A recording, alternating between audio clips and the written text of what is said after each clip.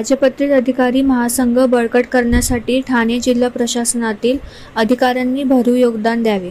महाराष्ट्र राज्य राजपत्रित अधिकारी महासंघ आणि ठाणे समन्वय समिती यांच्या संयुक्त विद्यमाने ठाणे जिल्ह्यातील राजपत्रित अधिकाऱ्यांची बैठक दिनांक 24 एप्रिल 2024 रोजी दुपारी 3 वाजता ठाणे जिल्हाधिकारी कार्यालयाच्या समिती सभागृहात उत्साहात संपन्न झाली.